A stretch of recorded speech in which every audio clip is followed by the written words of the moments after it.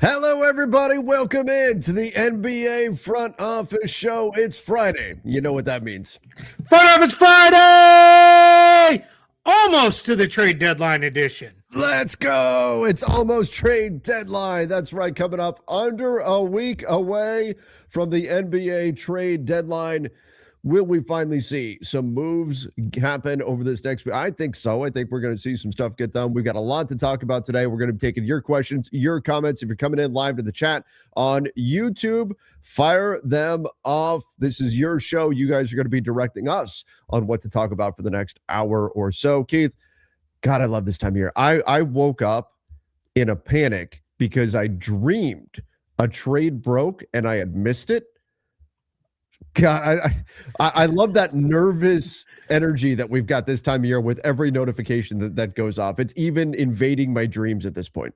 I went to I watched the end of the Dallas Charlotte game, but I'd put my phone down, and then there were a bunch of notifications, some from Mark Stein, some from others about that game, because of Cooper Flagg went crazy and Con Knipple played great. Awesome. And when I woke up in the morning and I saw all the notifications that I didn't see, when I shut the TV off, went to bed, I was like, "Uh-oh, what did I miss here?" But thankfully, that's all it was. It's funny though, because our buddy here, Andrew, says I had a dream. In that dream, the magical and barely used breaking news button was pressed live. Let's go, positive thoughts. I've had a very similar thought that I'm not going to say it's going to happen today during the show. It'd be cool if it did.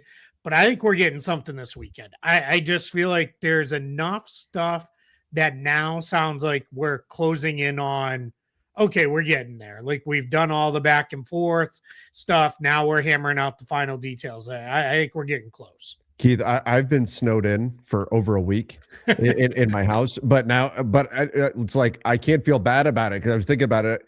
Well, I obviously feel bad for my wife and daughter being stuck in the house, but I'm like, we're at that time of year where I'd be a little scared to leave anyway and go anywhere because you never know what's going to happen this time of year. There's all kinds of stuff taking place around the NBA, and I do think you're right. I think something is coming. I don't think everybody is going to be so frozen by the Giannis sweepstakes that some other moves won't happen. And obviously, we've got a lot to talk about here. Let's go here. If the season ended right now and Keith and Trev started an agency, what advice are you giving in terms of starting salaries and opting in out for your 5 clients? Okay, so our 5 clients are, I'm assuming AR is Austin Reeves, Marcus Smart, DeAndre Ayton, Zach LaVine, and Trae Young. I mean, Keith, to me, that's very simple. For Austin, it's opt out. Do not pick up the player option. Marcus Smart, do not pick up the player option. DeAndre Ayton, sorry, big man, probably pick up the player option. Zach LaVine, pick up the player option. Trae Young, pick up the player option. Yeah, Reeves is an easy opt out. Like even if the injury is going to keep him from absolute, I don't know if he's going to get the max anyway, but let's say that knocks a little bit off. He's still going to make twice what he would have made anyway. Yep. Right. Then I think you kind of go from there. Yeah. Smart and Ayton and LaVine. And yeah, I would tell all of them to opt in. Like I would pick up all those options too. Yeah. Yeah. I just don't know that he's going to get more than that. I would love that from the Lakers side. I think that's pretty good value. It's just, I mean, that feels like it's about the right number. Okay. And if he's happy there, you might as well opt in, right? If you're that feels about what he'll get paid at. And same with Ayton and then LaVine and Trae Young. You're probably not getting more. Right. Obviously, Trae Young is very dependent on, do we have a extension lined up? Well, then opt out and extend, and we'll go forward from there. But. Right. The conversation with Trae and LaVine, I think obviously, and let me pull up at least one of their salaries here. I think that in both cases, neither is going to get a long-term deal at the number that they're at right now, like a true like max level deal. That just if that happens, it would be a mistake by whatever team it is that would be giving them that. And Washington, we'd assume it's Washington with Trae Young. I don't know about LaVine, but yes. The conversation is what's the number in order to do a long-term deal that they would accept. So, for example, if you're Trae, Would you prefer $49 million next year and then you hit free agency? Or would you do a, I don't know, let's say 3 years, 90 deal? Well, that gives you more long-term security, but you're taking a pretty hefty pay cut off of 48 million, almost 49 million, down to 30 million per year average annual value. Are you willing to do that? I'm not saying specifically that deal is what he should do. I'm just saying there's some number. If it was 3 years, 120, and it's 40 million per year, okay, you're probably doing that. Are you doing it at 30? Are you doing it at 25 per year? So at some point, having the extra years is worth it. The question is for both guys, what is that number, and is a team willing to give you that? Yeah, I don't have anything to add. Okay, you hit it all right there, so we're good. All right, let's go here. Hey, can you guys go somewhere so we can get a trade? If I wanted Trevor to, I can't.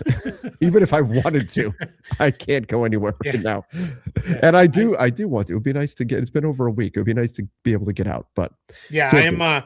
Guys, Monday and Tuesday, as of right now, I'm going to be gone for like 2 to 3 hours in the afternoon, from like 2:30 to like 4:35, 5:30, in that range. So that just know that'll be when we appreciate your sacrifice, Keith. Yeah, right. Yeah, it's never that I'm just in the car. I'm in the car and actually driving. Yeah. So then I can't like do anything. Right. That's if need be, God, would I do it? Like if I can get out of the house next week, do I make a Costco run? Because that tends to be. You might have to anyway. Just have to be stuck for so long. Right. Exactly. Actually, the Slim Jims and cheese balls run out. I actually have been living off some beef jerky. They're good. Let's go here. How likely are the Magic to move Banchero? Well, very unlikely, because they can't. Yeah, he's poison pilled, so it would be extremely hard to trade him on the poison pill. He would count on one side of the trade. Let me pull up my salary sheet here and do some quick math on the fly. Now, is it just the poison? Does that trade restriction? That's what lifts on July 1st. Yeah. Okay. Yeah. So 15.3 million for him. Well, he's designated player, right? He got the designated player language. Yeah, so he's actually, he's not even trade eligible. Never mind. Yeah, okay. He has a designated player language. So forget that. There it is. Move on. So now, if this season does not go swimmingly, could you see them moving him in July?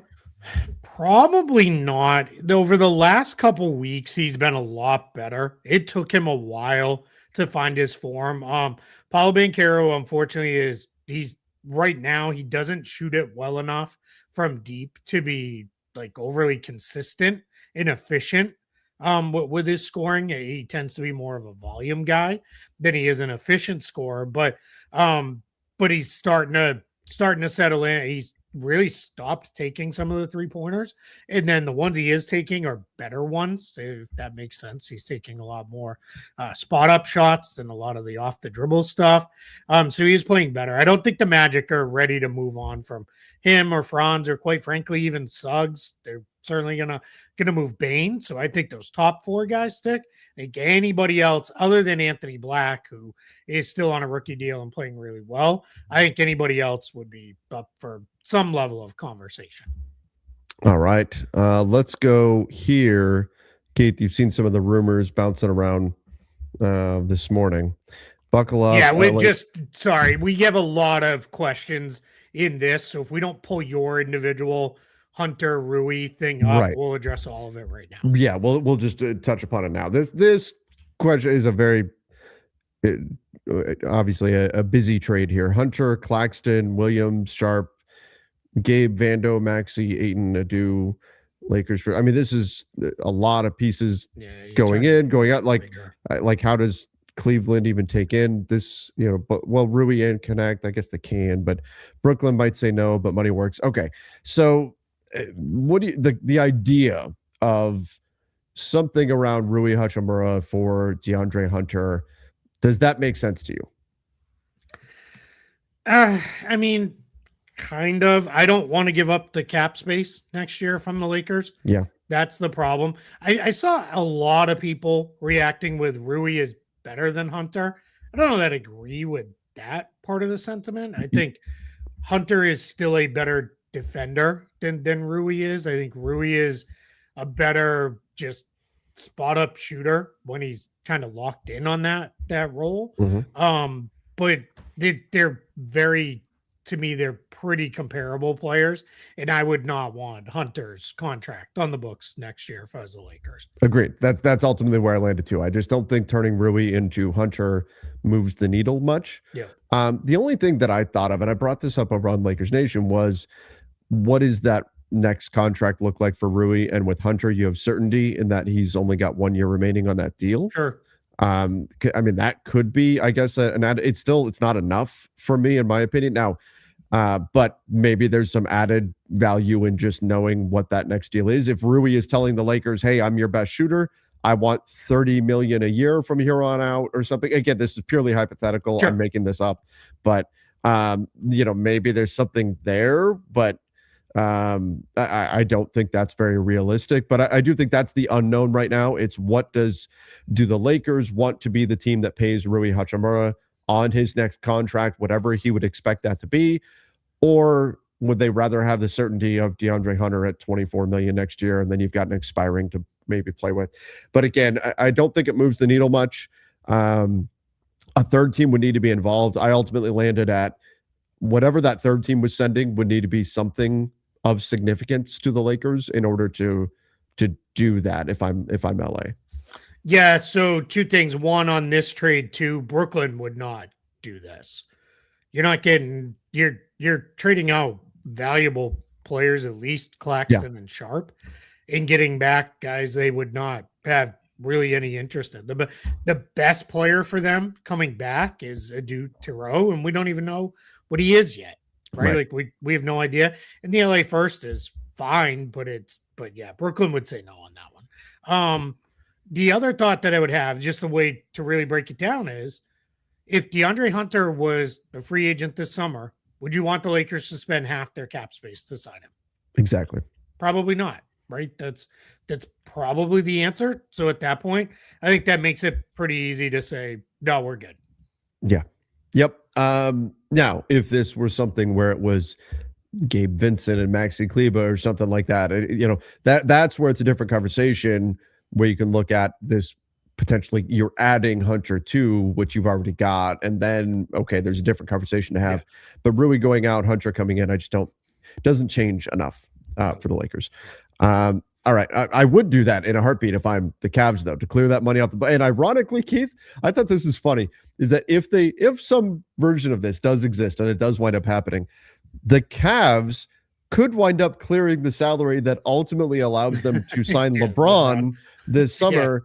When back in 2018, the Lakers traded Larry Nance Jr. and Jordan Clarkson to the Cavs, clearing the cap space that ultimately allowed them to sign LeBron. So is this just returning the favor now? Is that what they're doing?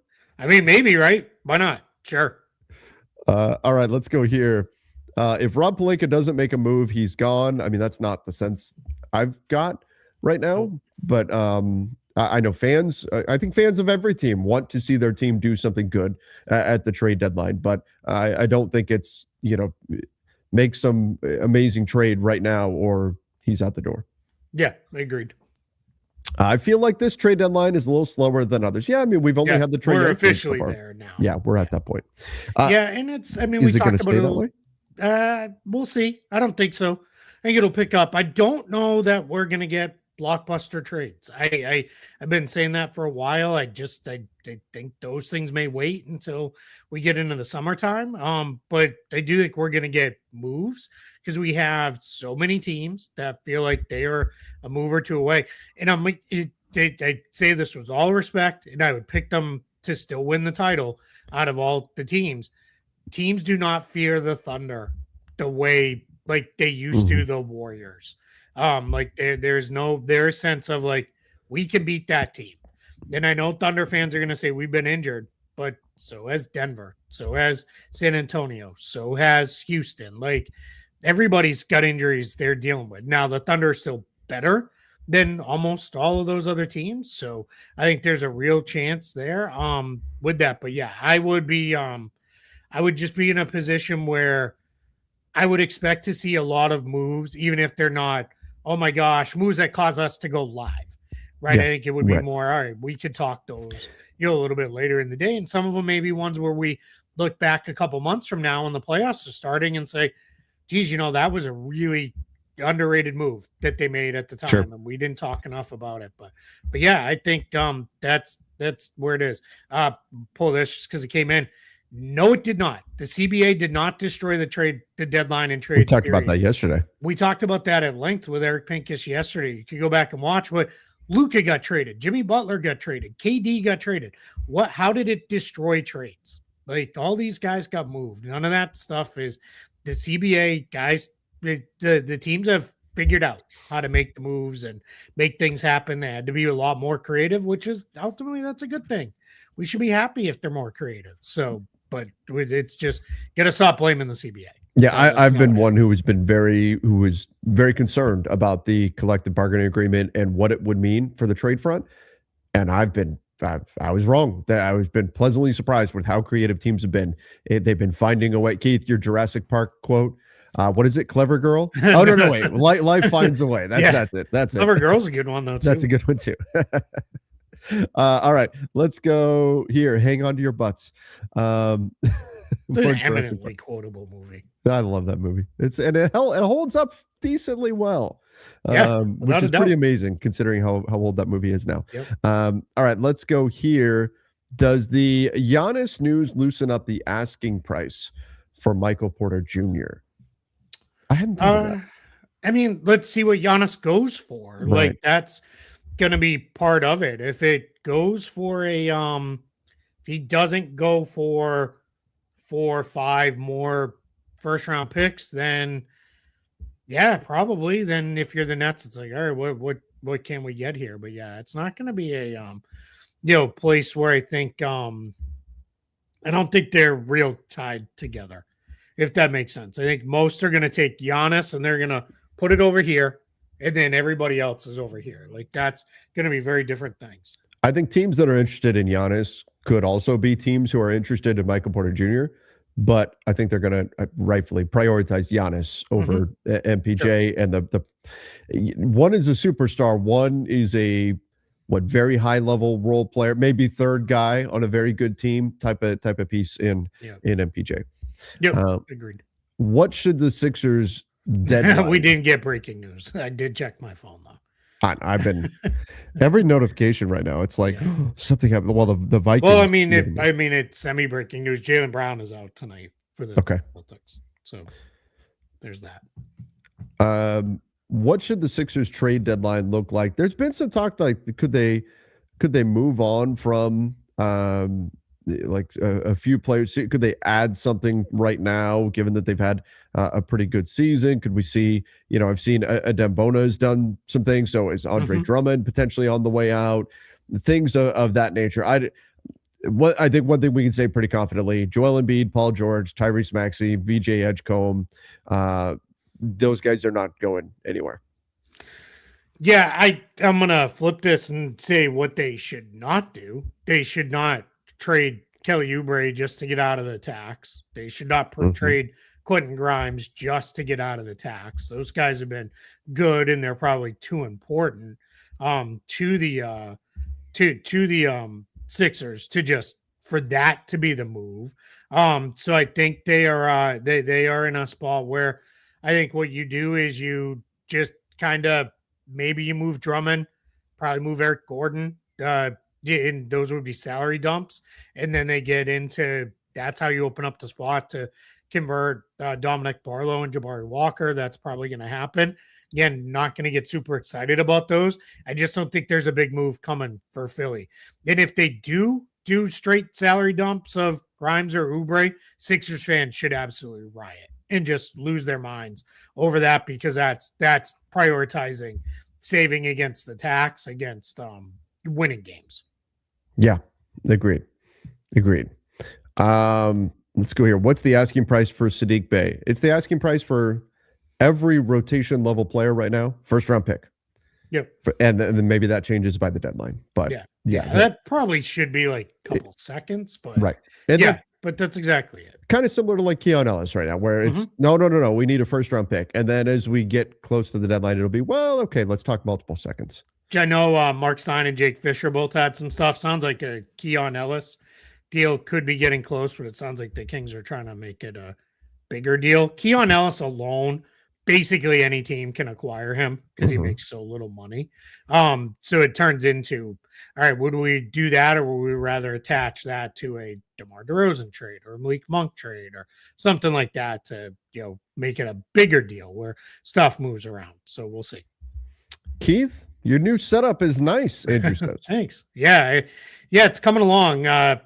We're getting there. I saw another person suggested I put like some kind of TV or monitor or something behind me. I don't know that we're gonna do that. I'm not set up quite like that in here, but we'll see. And just off camera, hanging on the wall, I've got my boss gifted me a signed Victor Wembanyama jersey. Which I just got back from the framer earlier this week, and that's cool on the wall. Yeah. So, are you going to put that up behind you? It's not going to go behind me. It wouldn't fit. Right. Wouldn't fit. So yeah, right. So It's up on the wall, though, where I can see it more often. So which is good. All right, let's go here. Shouldn't a team like the Lakers buy now in pre-agency so that they have pieces and be slightly over the cap to have the non-taxpayer MLE, which is higher than the room MLE? When we're talking about potentially 57-ish million, it's hard to put an exact number on it because of player options and things like that. But there, it's not like, well, they might have 7 million in cap space plus the room MLE, or 4 million in cap space plus the room exception, and then you could, if you are able to stay above the cap, then you've got access to the full MLE. We're talking about a lot of cap space potentially. So that's where I think it's different. I do like the concept of pre-agency in general. I don't like the idea of putting all your eggs in the basket of summertime moves, especially in now that free agency, I think, has been diminished in terms of what's actually out there and available. Now, you can always use cap space to help facilitate trades as well. But I like the concept of pre-agency in general as a strategy for the Lakers, with the caveat, of course, that it has to be for the right player, that's a long-term fit. But it's not like we're talking about a minor amount of cap space that they could have. It's a significant amount of cap room that they could be potentially playing with. Yeah, and I think for the Lakers, what you would have to look at is, they've been rumored to be one of the teams that could play in restricted free agency with Peyton Watson. That could be a guy that they could do that with, or that could turn into, hey, rather than, we talked about this the other day, rather than this be a hold everybody up in restricted free agency, let's make this into a sign and trade. But the question you have to ask yourself is, okay, where are we going? I think their moves are going to come more through trades using their cap space than through signings, because it's just not a great free agent class. It's, I've got some of the top free agents here. LeBron, so that's a whole other thing, right? Sure. Either he'll be there or he won't be. There's no world where it's like maybe. Trae Young, Jalen Duren, James Harden, Austin Reeves. That's a different thing.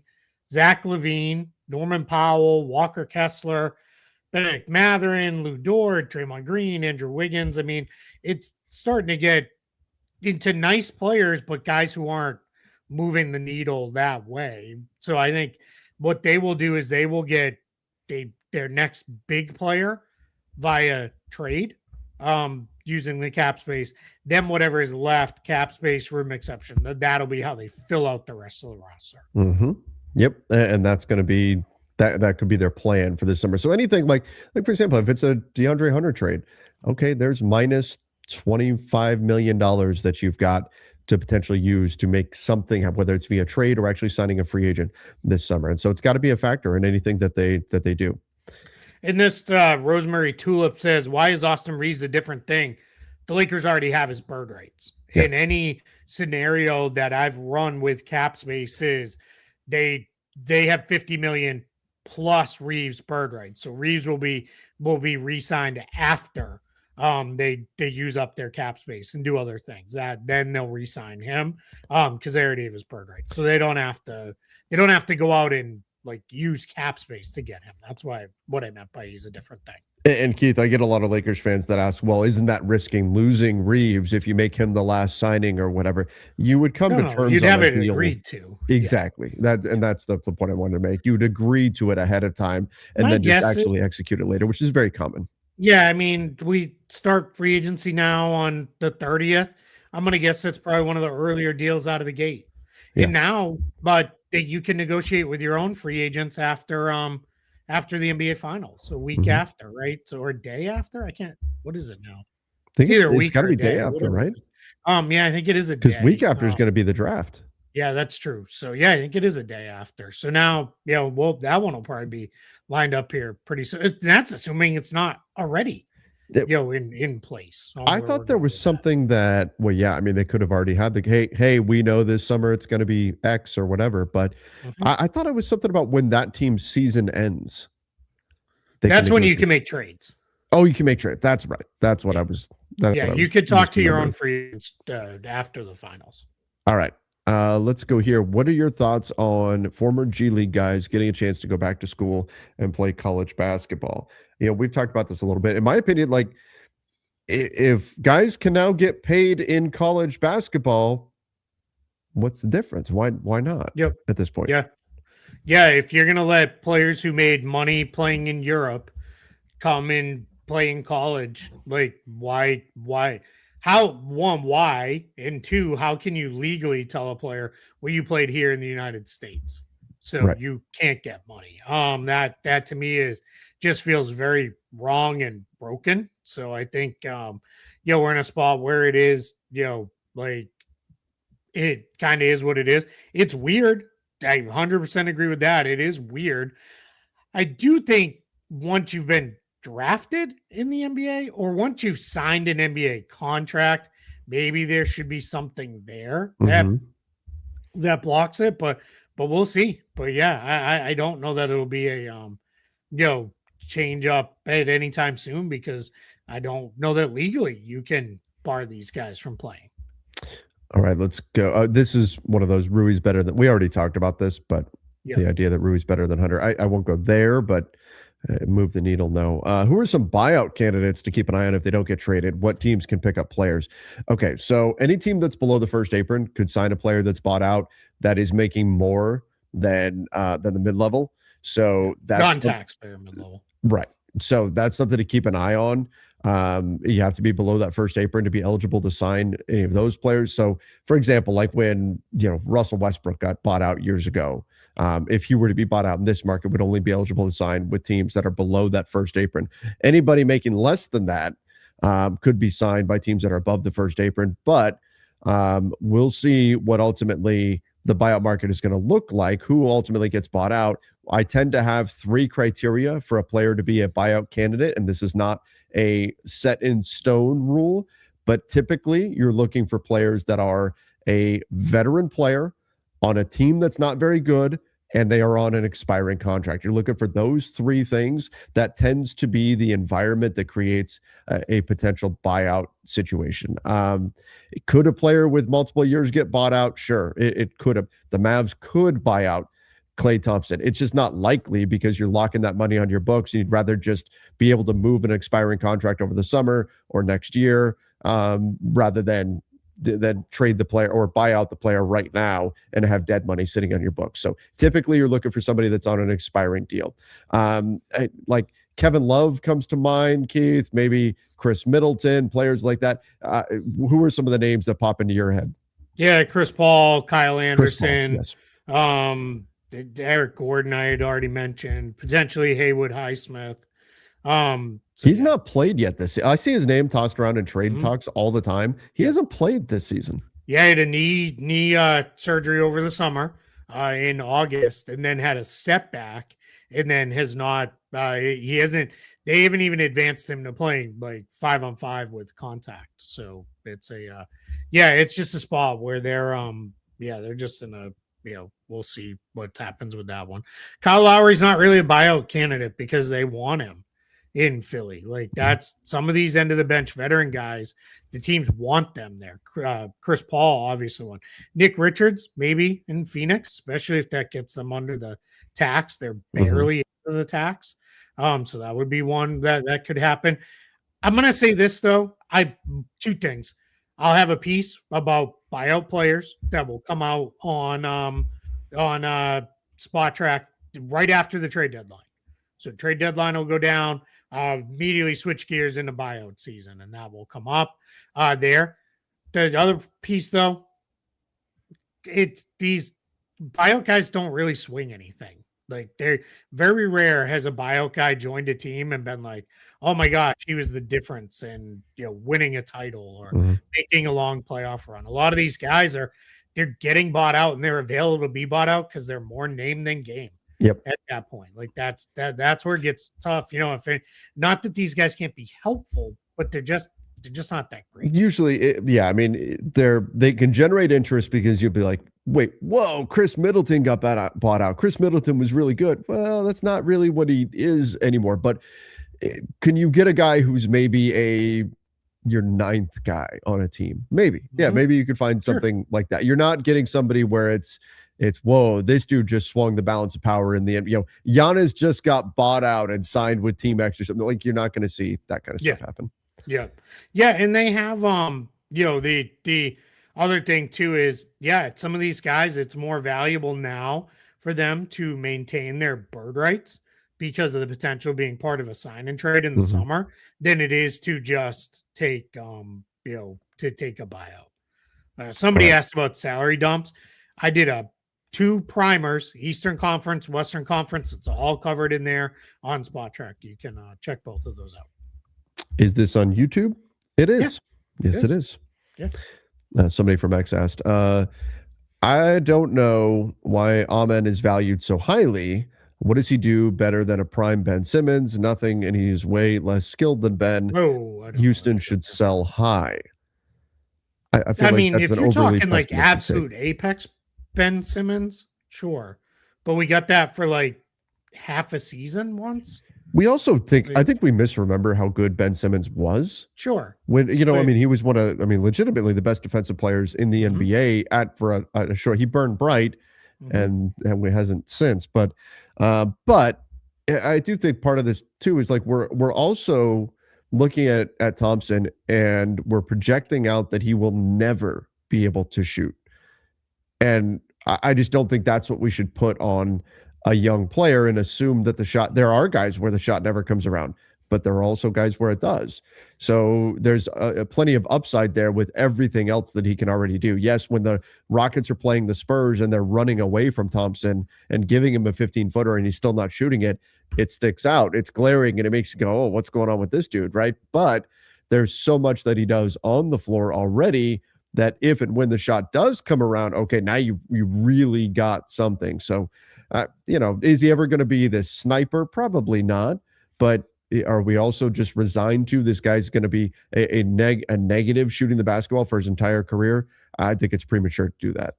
Yeah, and if Raymond Thompson all of a sudden stops shooting entirely and is afraid to get fouled and all those things, then this is totally fair. But as of right now, we have no indication that's where it's going to go. We have no indication he's going to basically just have his career go completely sideways going forward. Like we just don't have that. I mean, Ben Simmons was incredible. Like you said, there was a point in time where he was absolutely the best and most versatile defender in the NBA. There were a ton of different metrics that proved that Ben Simmons was was equally as good and defended equal amounts of time, all 5 positions on the floor, and defended them all. Nobody does that. Like, that's crazy to have that as his baseline. And then he was such a good passer. Where it all went sideways was when he just didn't want to shoot anymore. And then when it really went sideways, when he wouldn't shoot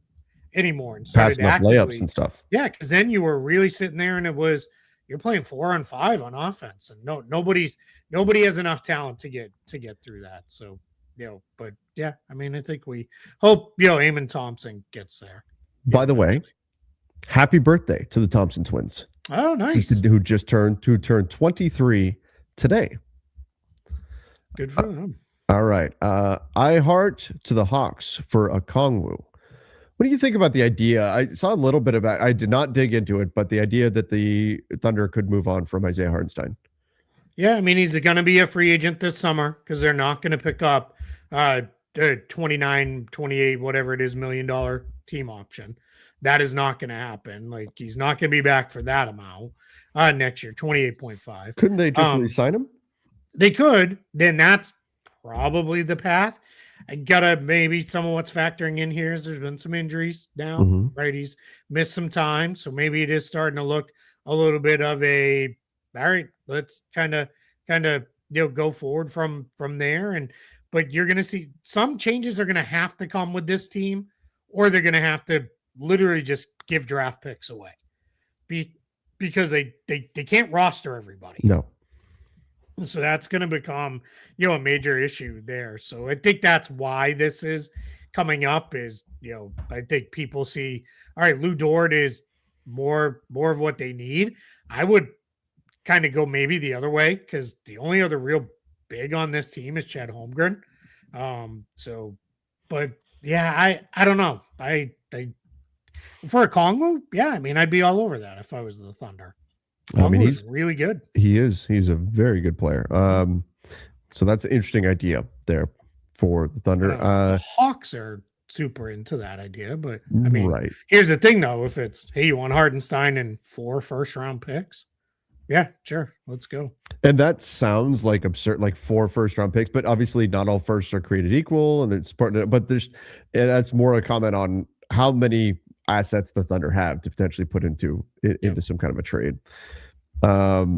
This feels more balanced. Lakers get Claxton, Wilson, Hunter. Cavs get Rui, Martin a second. Nets get a protected first from who? Aiton, Connect, Gabe. I mean, this is like tons of players going out. Like, yeah, and it's typically this is where trades get all mixed up. What are the Cavs getting in this? Oh, they get Rui. They get Rui, Martin, in a second. Yeah, I mean that's still no. It's the value still way slanted towards the Lakers there, to some extent, because you're giving up just a protected first. You're giving up a protected first. Aiton, Connect, Gabe, Maxey. Yeah, is Rui in it? Still Rui's still in it. The Cavs clear a bunch of salary, but it's the Nets side of it. Yeah. Where the Nets are getting getting 1 protected first for Claxton, top 28 protected or top 2 protected, maybe, I don't know. Right. Even then, I don't want any protections on it. Yeah.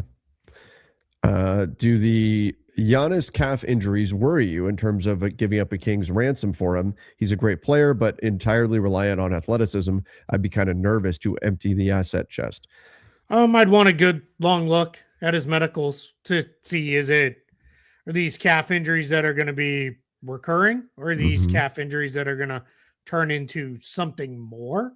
Because if that's the case, then I'd be there with nervous on that if it's going to be more. But if it is now we just got to get past it, then I'm not overly worried about that. And there is some element of unpredictability, of course, with injuries, and you never know. And it's Giannis, and he's one of the the greatest players we've ever seen in the sport. So you do have to have some concern, because not only are you going to trade what you're going to have to trade for him, but theoretically you're going to sign him to an extension as well when he's eligible to in October.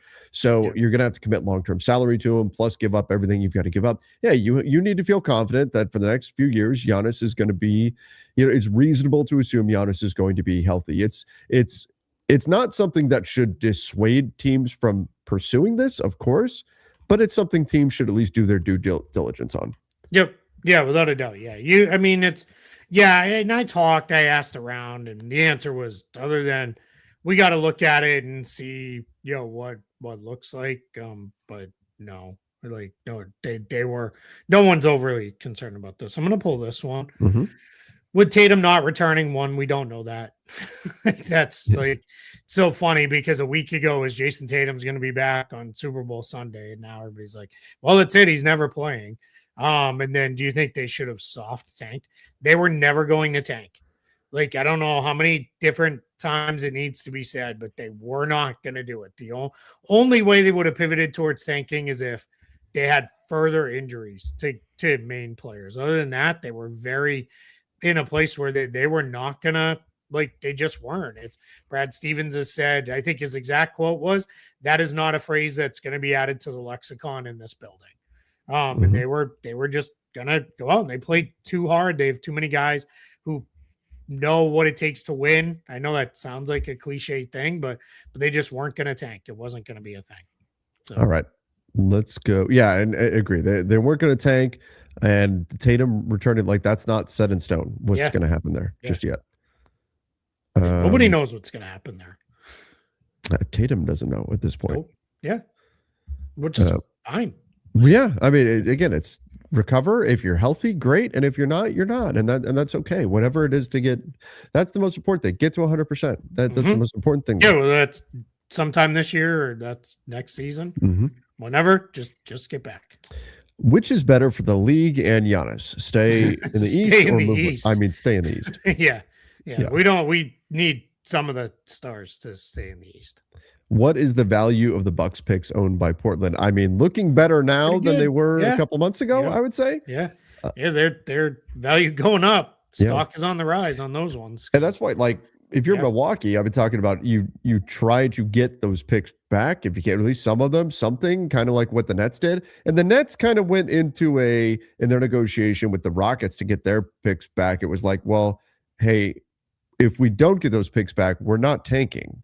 We're going to push to win, and we're going to keep our guys. We're not going to make this move unless we get our picks back. So you're not going to get the benefit of it. I think that it's a different situation here where everybody kind of knows, like, this is what needs to happen. And if Giannis doesn't sign the extension this coming summer, fall, I guess, then he's probably going to need to be moved regardless. So it may not be a situation where the Bucks even really have much of a choice here. Like, Giannis could be gone in 2027 in free agency anyway.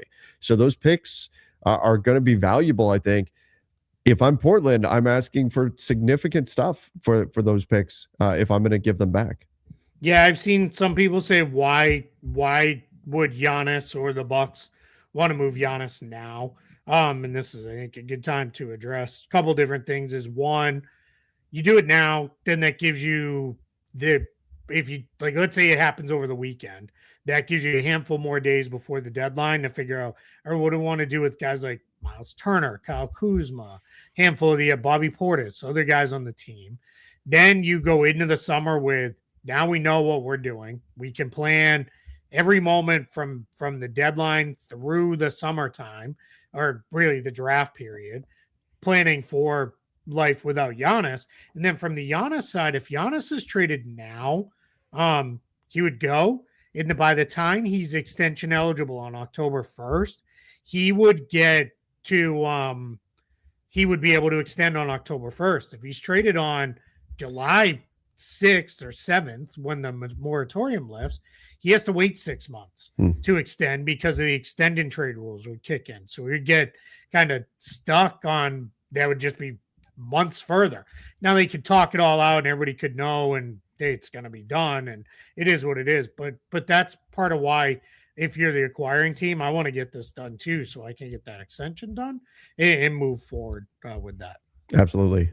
Yeah, Chris, it seems like Giannis will be traded sooner rather than later. Yeah, I mean, that's the Keith just laid out the reasons why it would be beneficial to happen sooner rather than later. It's tough because it's a big salary. It's going to be a big trade, so that makes multiple teams probably to happen here in the next week.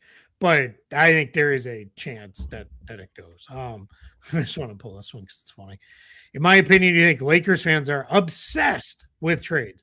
I think NBA fans are obsessed. Trades are fun. Yeah, trades are fun. Because I can tell you, we on the trade machine, we can pull the data of how many trades are being made. In the 24 hours after the Shams report, there were over 10,000 unique Giannis trades. Like, that gives you, there's just one guy, and they were like something like, 84% in that period featured Giannis somehow. But in the next day, the Giannis trades died off, but the overall number did not. Keith, so. I love the new feature where when you go in to make a trade, it shows you other trades people have been doing that are successful. That's so fun to go in and look and see what people are playing around with. And if you scroll up a little bit on that page, now over, so you can see it. If you click on recent trade machine trades, you Where can is- see oh. even more of them. I think it's like the last 50 or 100 Oh, it that gives you are in that there. many? And we I only didn't show realize it was legal ones because otherwise it doesn't store it. Oh, there it So, goes. Yep. Whoops. Sorry, I Oh, clicked on oh, the it's all wrong good. thing there. There you go. Look at that. Yeah. I like to go in there and see like when there's like 6 team trades and 15, 20 players are involved. So Somebody Oh, has the no. Knicks What's trading away Cat to get Ja. yeah. I don't see them doing that. This is why I say just because it's good in the trade machine doesn't mean it's good. But Keith, do you see how many yellow jerseys are in this? Oh yeah. There's yeah.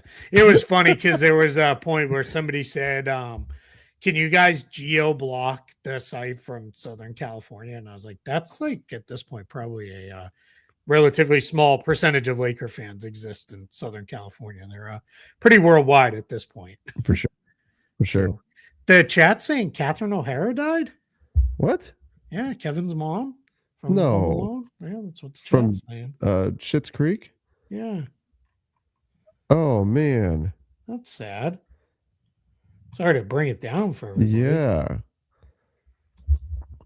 I gotta I'm gonna send that to my wife. We're big fans of that show and of course the Home Alone movies. That was one I and all. couldn't do. My wife really liked it, but I You don't didn't know like why. it, It though? just didn't stick for me. It Yeah, got TMZ good, has especially as it. it went on. Yeah, Yeah, died at 71 years old. man, Oh, that's sad. that's sad. Yeah. Well, rest in peace. She had a great career. That's for She's sure. and she lives on in the Kevin canon still. Yeah, that's her it. her Yeah. voice is in that Yes, that drop that we used. Man, all right, let's all right, let's pick it up. Let's yeah, end on a we more gotta positive note. let's go here. Sorry. We'll come right back to that super chat. Yep. I haven't been able to work properly because of this damn trade deadline.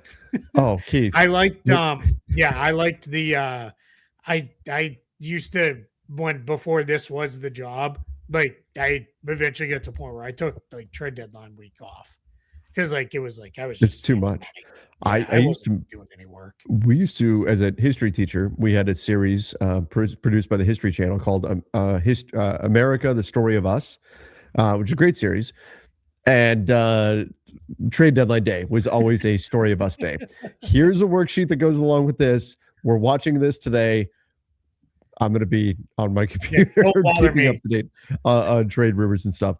And I would always have a few of my students, some of my basketball players and stuff. Yeah, I was going to say, did you have students who were into it too? Big time. Mr. Lynn, what happened? Did somebody get traded? It was great. It was great. But yes, that was always a Story of Us day in my classroom. All right, let's go here. Would you do Rui and Dalton Connect for Allen instead? I mean, sure, but I don't see the Cavs doing that. That negatively impacts their ability to go win right now too much. Let's go. Seems like OKC or San Antonio should overpay for Trey Murphy, keep the defense and athleticism, but give them much needed 3-point and overall defense. They have the assets to do it. I don't hate the idea of them cashing in a bunch of stuff other than for the other teams in the league. Yeah. And then I don't love that idea. But yeah, I mean, there's a lot of OKC buzz that like they could do something. I mean, we just talked about it, right? They've got a couple contracts they could move. Clearly they have enough pick. I mean, they could just be like, oh, you want more? Okay, here. Right? Like it's yeah, they're like you can't call the champs the sleeping giant, but like they're like the I don't know, the like dark cloud potentially hovering over this whole thing because I mean there's no reason why they couldn't get I see what you did there, the dark cloud and the thunder. I wish it was that clever. Well done. Hardly that clever. Darren said, after seeing Knipple play amazing last night and for the season so far, do you think the Spurs should have taken him with their elite 3-point shooting? Would really help the Spurs right now. Yeah, I mean, maybe. Like, it's a little early. I mean, right. Very early. And what is it like? How much of it is the Hornets system and where they're at and everything that allows? Been given a lot of room to grow. Exactly. And Dylan Harper is going to be really good.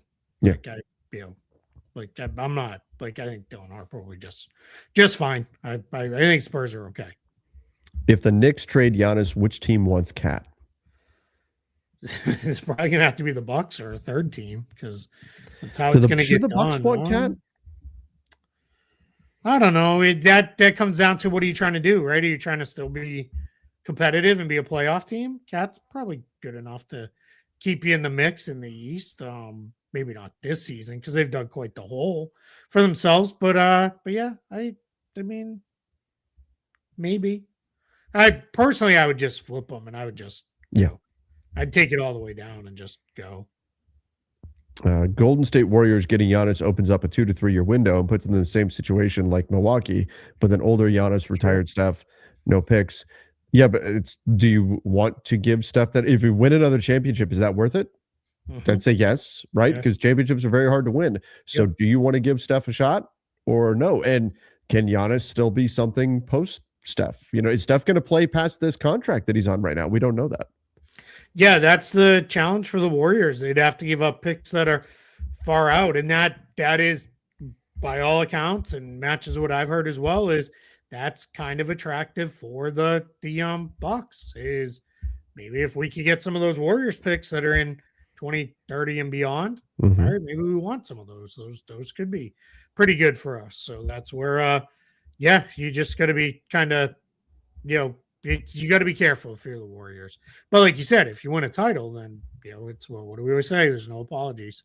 For sure. You win a title, you did it. So why do certain teams like the Hawks and Hornets complain about their star player being frustrated when the player they pick in the drafts haven't worked out? Because that's what people do. Yeah, I don't. I mean, I don't know how much the teams complain about. Yeah, I don't understand what's being asked here. Yeah, I mean, I guess it's like, hey, you didn't put the right talent around them. Of course, they're going to complain. Oh, is that it's a two-way street. Like, the star player, maybe you should lift them more. Like, I always think back to all those years when the Timberwolves put garbage teams around Kevin Garnett, but every year they were a playoff team because that's how good he was. Mm-hmm. Like lift your team. That's part of being a star player, is that you lift your team into something, something better. So yeah, I don't know. You can put blame in a lot of places if teams falling short. Yeah, it's not on anybody. I think the emergence of Jalen Tyson, the Cavs should trade Darius Garland. As a Cavs fan, the lineup of Tyson, Mitchell, Wade, Mobley, Allen is the most balanced I've seen and so good defensively. Yeah, and they very well may. I still think that type of move is more of a summertime move for them, but that may ultimately be the path to getting out of the second apron potentially for the Cavs, and depending on what Garland's value is. I mean, obviously he's dealt with a couple of toe injuries here. I don't know what his value is going to look like on the market right now, but that may indeed be the path forward for Cleveland. That's why those picks in the 20s are so important. If you can nail one of those picks and get even a rotation player, never mind a starter, like it's huge. If you can do that, because that's a cost control player and it opens up other options. Because otherwise, we're not probably having a lot of conversations about the Cavs doing much. But Tyson being this good is a that's huge for them. Are the Rockets legit? Would they get a point guard to replace Van Vliet? Maybe, but who are you going to get? Let's throw a name in there. Let's say you add Kobe White. Yeah, I think so. I'm not going to say they're not legit anyway, right? I think they're pretty legit as it is. I think the general perception is that they fall apart in that when they have to play half court offense, especially with now Steven Adams out. Yeah. So can you get somebody that can grease the wheels of the half court offense just a bit? Kobe White. That's far more reasonable, right? Like than or Darius Garland or John Morant. Yeah.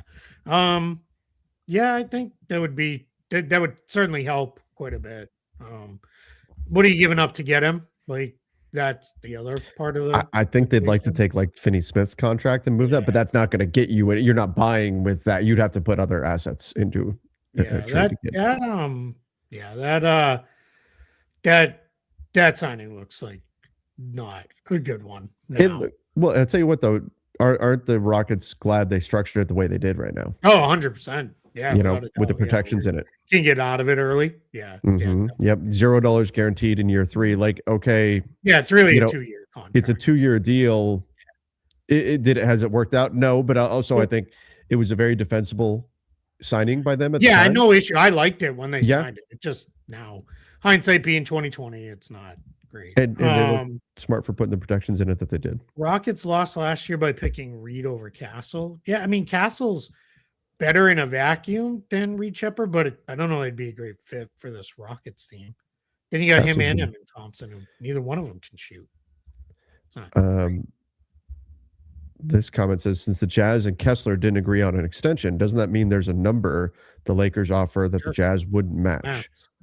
Yeah, if the max, they definitely would be the number. There's a reason why restricted free agency has been so dead in terms of like teams actually pursuing restricted free agents, and part of that is because negative value contracts are no-go territory for most teams under the collective bargaining agreement. Teams just don't want negative value on their books at all, and inherently, to get a team to not match, you have to give a player a contract that would be negative value to scare them off. So that's the question. Do you want to max Walker? I like Walker Kessler a lot, a very good player. Do you want to give him a max contract though?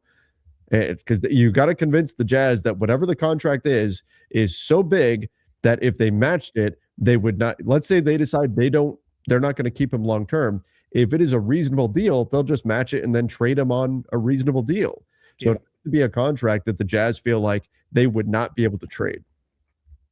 So 100%. That's exactly where it gets stuck. I'm gonna pull this real quick. Can I email you about Sports Business Classroom? Yeah, shoot me an email.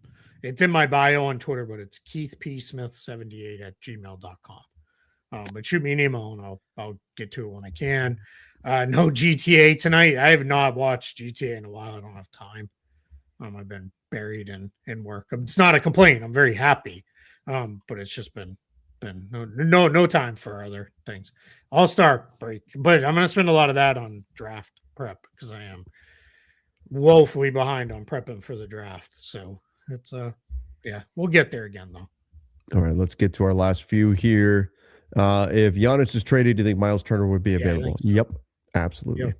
Yeah, no reason to keep him on a rebuilding team unless like if it was Cat coming in, then you probably don't keep him because that's an overlap. But but yeah, I would if you're rebuilding, 100% should be available. 3-team trade: Day'Ron and Lonzo. Cleveland gets Haywood Highsmith and Dalton Connect, and Nets get Gabe Vincent and second-round picks. So you're really selling Day'Ron Sharp for second-round seconds? Picks? Probably not. Yeah, I mean, it just depends on how the Nets would value it. Like Lonzo's not done a lot this year. Yeah. That hasn't really worked out for the Cavs. If you're the Cavs, you're turning that into Highsmith, who hasn't played this year, and Dalton Connect, who has played this year but kind of hasn't. I don't know. I think the most valuable player in this is Day'Ron Sharp.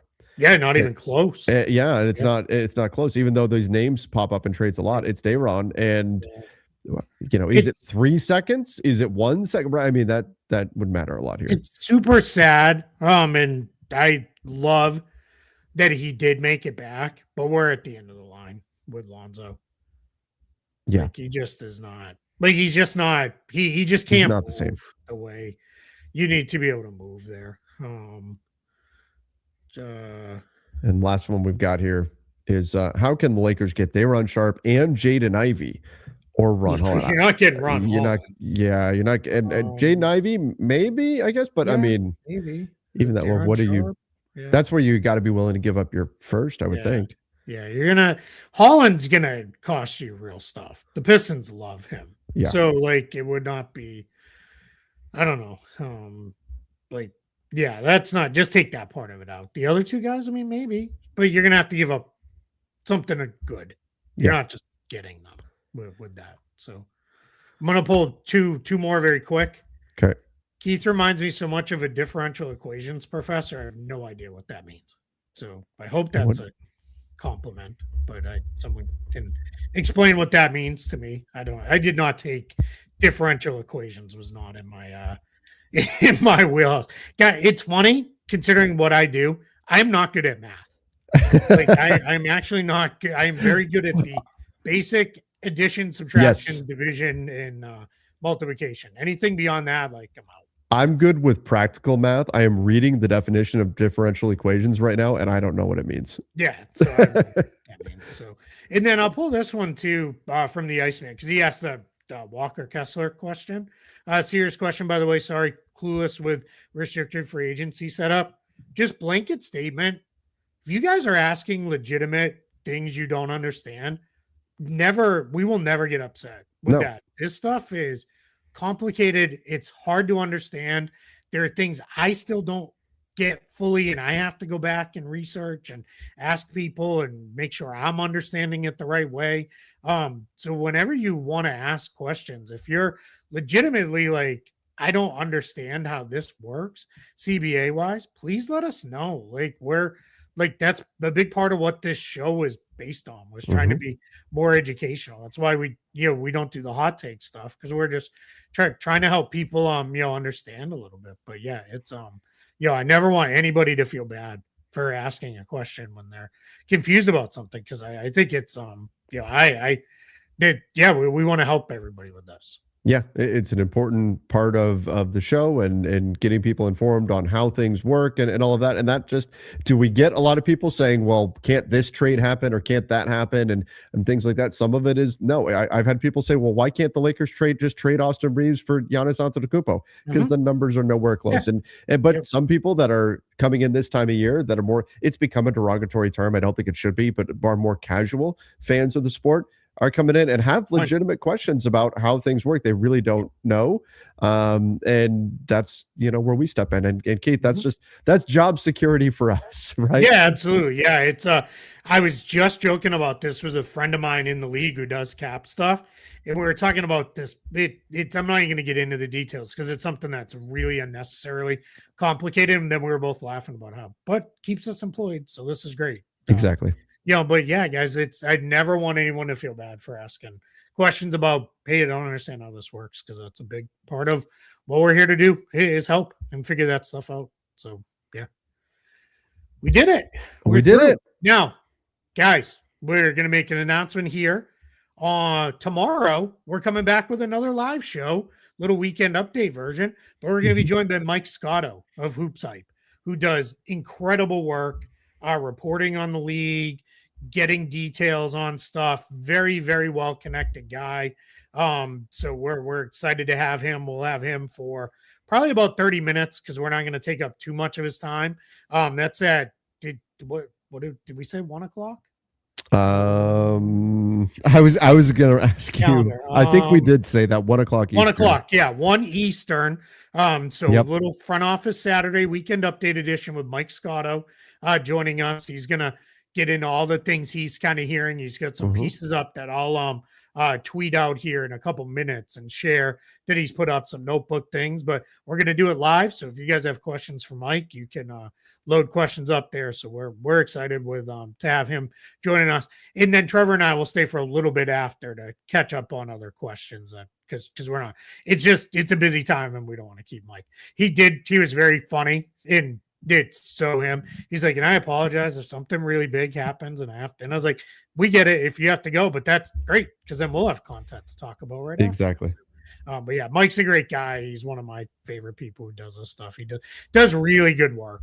Doesn't get involved in a lot of the speculation and crazy nonsense stuff. He just super dialed in and locked in. So join us tomorrow. We're excited to have him on. We'll get to talk trades.